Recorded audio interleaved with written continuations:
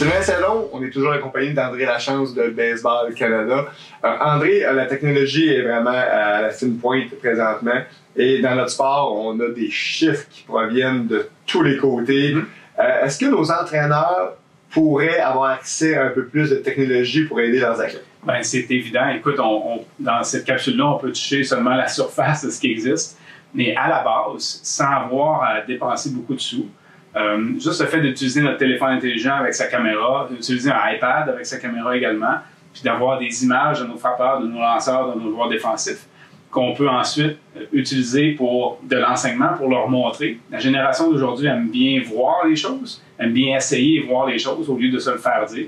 Donc, quand on est capable de voir à l'écran si on fait quelque chose de bien ou moins bien, ça peut déjà être quelque chose qu'on peut utiliser davantage. Même comme parent, même on peut toujours, comme entraîneur, je pense, mandater un parent qui s'occupe des vidéos, qui prend certains frappeurs gauchers, un autre parent des droitiers, dépendamment où on se place. Donc, on peut avoir beaucoup d'informations. Ouais. Quoi d'autre? Je pense que si on est un petit peu plus maniaque, on veut sortir un peu des sentiers battus, il y a le fameux radar qu'on peut s'acheter également. La technologie au niveau du radar a beaucoup changé. Ça coûte cher, non? C'en est un, ça.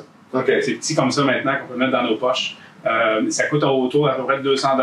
Beaucoup moins cher que les professionnels. Oui, on avait les gros radars autrefois qui étaient difficiles à transporter. Et encore une fois, avec cette information-là, avec celui-là ici, on peut même le connecter avec notre téléphone et avoir la lecture sur notre téléphone, même si on est à distance. On peut le placer derrière le marbre et avoir la lecture si on est assis un peu plus loin. Parce que les avantages qu'on a aussi avec un instrument comme ça, évidemment, on a une photo de la vélocité d'un lanceur, si on prend un exemple de lanceur, mais on peut aussi s'en servir comme moyen technique d'apprentissage. Tout à fait, tout à fait. Donc, avec plus qu'on a de données, plus que c'est facile de s'en servir comme enseignement et apprentissage. OK, puis pour un peu plus les maniaques, est-ce qu'on pourrait opter pour le petit gadget que tu as installé tantôt? Oui.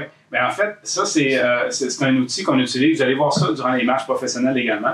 Lorsqu'une balle est frappée, vous allez avoir l'information sur l'angle du bâton, l'angle de la balle, la vitesse à laquelle la balle quitte le bâton, etc.